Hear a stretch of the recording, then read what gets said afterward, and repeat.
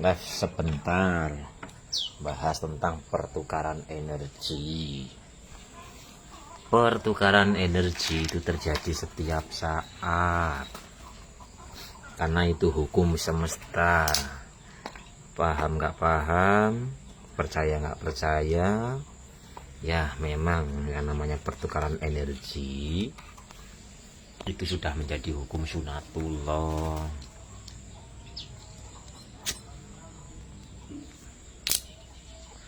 Seperti kita bertemu dengan orang, secara kita tidak sadar di situ terjadi pertukaran energi.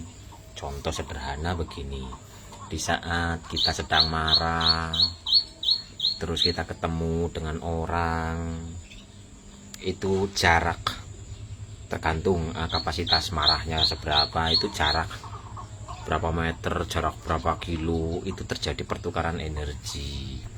Dan energinya itu akan menempel di tubuh energi kita, karena kita mempunyai tubuh itu berlapis-lapis, ada beberapa lapis tubuh.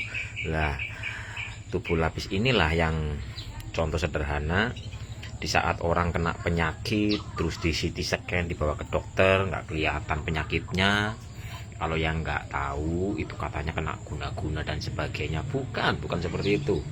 Tapi ada lapis tubuh kita yang kotor, terlalu kotor, sehingga tubuh lapis ini, tubuh energi kita ini jika terlalu kotor itu akan berdampak kepada tubuh fisik.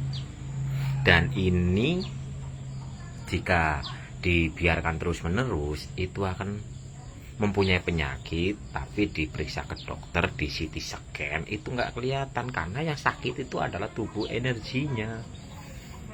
Tapi tubuh energi yang kotor, yang banyak endapan energi negatif itu nggak terdeteksi. Jadi ya dibersihkan tubuh energinya.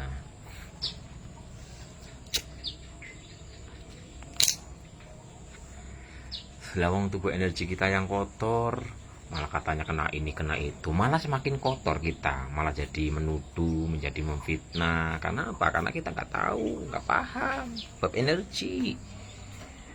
Bukannya tambah sembuh, malah tambah nggak karu-karuan. Tapi kalau kita mau membersihkan tubuh energi kita, ya secara perlahan tapi pasti itu akan sembuh. Ya ada teknik tata caranya. Dan kembali lagi, setiap manusia pasti ada pertukaran energi. Contoh sederhana, di saat kita dekat dengan orang yang sedih, padahal kita nggak punya permasalahan apa-apa, tiba-tiba mungkin kita sampai rumah atau bahkan masih berdekatan, kita ikutan sedih. Karena apa? Ada pertukaran energi. Nah, pertukaran energi ini nanti hubungannya dengan kita tidak boleh menggunjing, kita tidak boleh memfitnah. Karena di saat kita di sini, yang kita gunjingkan di sana, di kutub utara sana, ini pertukaran energi tetap terjadi. Di saat kita menggunjing atau membicarakan kejelekan orang lain, pertukaran energinya apa? Kita mendownload energi jelek yang ada di sana. Kebaikan, energi kebaikan, positif yang ada di sini, kesedot ke sana. Tapi di saat kita membicarakan kebaikan orang lain, kita itu energi kebaikannya bertambah. Ini kalau di agamanya itu nggak boleh menggunjing, nggak boleh memfitnah, ini hubungannya dengan energi. Terus kita disuruh kholwat, kita disuruh apa ya? Ya biasanya kalau pejalan paham lah, menyendiri. Itu untuk menghindari pertukaran energi secara langsung. Ya padahal dalam perkholwatan, dalam kita kesendirian, biarpun mungkin kita di tempat yang sepi dan sebagainya, itu tetap ada pertukaran energi, cuman lebih ringan gitu loh. Terus ada lagi di saat tempatnya untuk bermaksiat, maka radiasi rumah ke sana itu akan terradiasi energi dosanya. Itu hubungannya dengan energi. Jadi hukum energi itu adalah hukum sunatullah, hukum yang Allah ciptakan untuk alam semesta ini bagi yang memahami. Makanya ada kata-katanya kumpulono wong kang soleh, karena orang soleh itu adalah hati yang sudah baik, hati yang sudah sadar. Di saat hatinya sudah sadar, ini selalu memancarkan cahaya ilahi, energi ilahi, sehingga orang yang di dekatnya itu akan merasakan tenang, orang yang di dekatnya akan merasakan damai.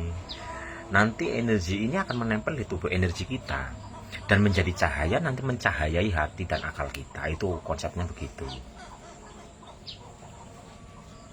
Sistem sunatullah, energi ilahi.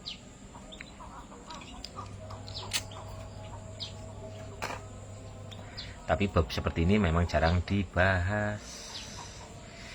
Intinya apa? Semua yang terjadi pada diri kita itu karena diri kita sendiri. Jadi kita bisa mendolimi orang lain tanpa kita sadari. Kita sedih, sejatinya kita sudah mendolimi orang lain kok. Karena energi yang memancar dari diri kita adalah energi kesedihan. Energi kesedihan ini akan menempel kepada tubuh energi orang-orang di sekitar kita. Jadi mendolimi itu bukan berarti hanya yang kelihatan fisik, mungkin mukul atau mungkin berbicara kasar, berbicara apa marah-marah, enggak. Kita sedih, kita marah, kita kecewa dan sebagainya. Ini meradiasikan energi negatif dan akan menempel energi negatif ini kepada sebelah kita. Berarti apa? Kita sudah mendolimi diri kita sendiri, karena di saat kita marah, sel kita akan rusak. Di saat kita bersedih, sel dalam diri kita akan rusak. Dan radiasinya ini akan menempel di tubuh energi orang lain. Pernah nggak Bapak Ibu dekat dengan orang padahal mungkin nggak kenal, tiba-tiba Bapak Ibu merasa kok badannya pegel, kok berat, kok apalagi ya, kok nggak nyaman dan sebagainya. Lah, ada apa dengan orang tersebut? Rasanya mungkin sedang mumet lah, atau sedang bingung lah, atau sedang marah lah dan sebagainya. Lah, ini pertukaran energi. Atau kita habis dari tempat yang ramai, tiba-tiba rasanya capek banget di kerumunan orang, tiba-tiba kita merasa apa ya pegel atau gimana. Ini yang disebut pertukaran energi. Jadi sebenarnya ini apa ya, terjadi setiap saat. Bahkan nggak ketemu dengan orang pun ada orang yang ngerasani kejelekan diri kita, itu pun energinya sudah terkoneksi dengan kita. Makanya kalau dirasani yang jelek-jelek, alhamdulillah ngurangi dosa. Ya itu bahasanya gitu. Karena apa? Di saat kita dirasani tentang kejelekan, maka energi positifnya orang yang ngerasani kita itu akan tertransfer ke kita. Energi dosa kita akan tertransfer ke mereka. Makanya kalau dirasani nggak usah marah, bersyukur alhamdulillah, lagi dikurangi dosa nih. Bahasa energi negatif itu dalam agamanya adalah dosa. Bahasa energi positif itu adalah pahala. Jadi dosa dan pahala gitu loh. Ini hubungannya dengan energi. Waalaikumsalam. Rahayu untuk semuanya. Bagi yang paham saja. Yang belum paham, udah nggak usah direspon. Dan ngopi. Intinya semua yang terjadi pada diri kita itu karena diri kita sendiri. Dan ini nggak hanya berbentuk fisik, bentukan energi atau batin, karena diri kita mempunyai dua unsur tubuh, unsur raga dan unsur batin atau ruh. Unsur raga ini, unsur batin yang di dalam. Lah diri kita itu yang mana? Di saat kita dipanggil, kita akan selalu menjawab iem tuk iem dalam bok, iem tuk iem nun itu titiknya di dalam, iem tuk iem dalam itu berarti di dalam. Kenali diri kita yang sejati. Diri kita bukan sekedar raga ini di saat ditinggal oleh yang sejatinya diri kita ini akan berganti menjadi jenazah. Jenazahnya siapa? Jenazahnya si A. Kenali si A. Barang siapa yang kenal dengan si A, sejatinya diri kita, maka kita akan kenal dengan Tuhan kita. Penyaksian sebenar-benar bersaksi, bersyahadat, bukan hanya membaca syahadat, tapi benar-benar bersyahadat. Timur dan barat kepunyaan Allah, kemanapun kita menghadap, di situ wajahnya. Jadi kita kenal zatnya, kenal alfalnya, kenal asmanya, kenal sifatnya. Apa bisa dilihat? dengan rohani. Alastu birobikum qalu bala syahidna. Kita kembali kepada penyaksian sejati, bersaksi. Timur dan barat kepunyaan Allah, kemanapun kamu menghadap di situ wajahnya.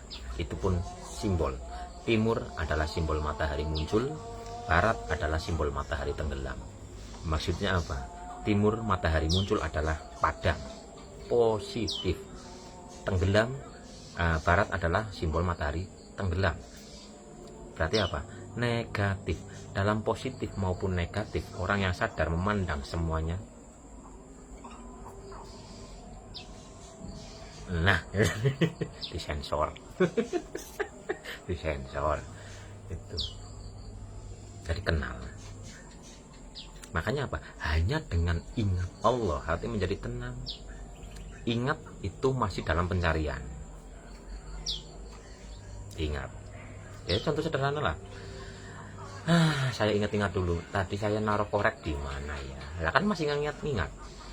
Naruh koreknya di mana? Masih saya cari-cari. Di mana Bapak Ibu? Ada yang tahu koreknya di mana? Ada yang tahu enggak? Saya lagi nginget-nginget nih. Korek saya tadi taruh di mana ya? Coba ada yang tahu? Saya tadi naruh koreknya di mana ya?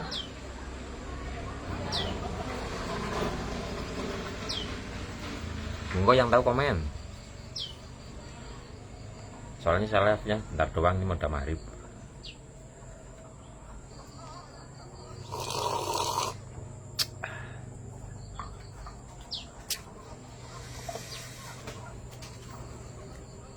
Ada yang tahu? Ini kan mengingat. Masih mengingat. Di mana ya? Di mana ya? Di mana ya? Di mana, di mana, di mana? Ku cari di mana? Di telinga. Nah ini, tanyakan kepada yang tahu jalannya, bukan kepada yang tahu ceritanya. Yang tahu ceritanya banyak, tapi belum tentu tahu jalannya. Ketika sudah ketemu, apakah saya masih mengingat-ingat? Kan sudah sadar, makanya dari mengingat naik lagi menjadi sadar. Ketika sudah sadar, aplikasikan. Tuh, jadi intinya ada di pengaplikasiannya. Tuh, ini urut-urutannya. Tadi di saat saya lagi nyari korek, saya tanyakan kepada yang tahu. Karena bertanya kepada yang tahu, bukan yang tahu jalannya, tahu secara nyata, bukan yang sekedar tahu ceritanya. Tuh, ini para pejalan, carilah orang yang tahu jalannya, bukan hanya sekedar tahu ceritanya, agar tertuntun dan terbimbing untuk mengenal yang sejati. Dan kalau sudah ketemu, udah sadar kan, pola ya ini. Kalau sudah sadar, nggak perlu korek mana korek, nggak perlu, karena udah sadar. Aplikasikan, butuhnya apa? Mulut rokok gitu. Apakah bisa dipahami? Waduh, dari hukum energi, dari energi malah jadi aduh. Waalaikumsalam, rahayu.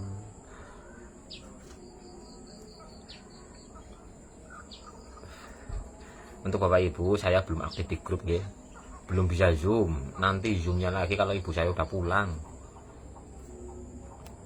karena belum pulang, jadi saya vakum dulu di grup.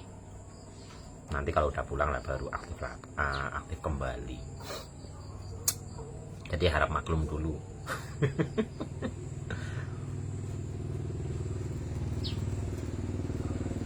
Waalaikumsalam, amin ya robbal alamin. Oke, tetap jaga rasa agar selalu tenang, damai dan bahagia. Tapi di saat kita mempunyai benar-benar rasa tenang, damai dan bahagia, syaratnya itu adalah sadar Allah. Hanya dengan sadar Allah, hati menjadi tenang.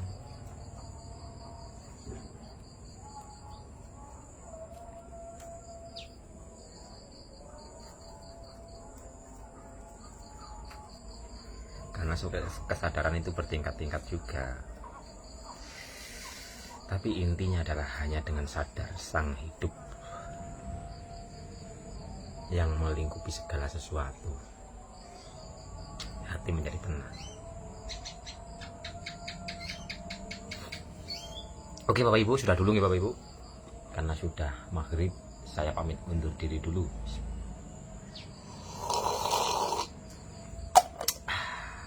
Assalamualaikum warahmatullahi wabarakatuh. Rahayu, rahayu, rahayu.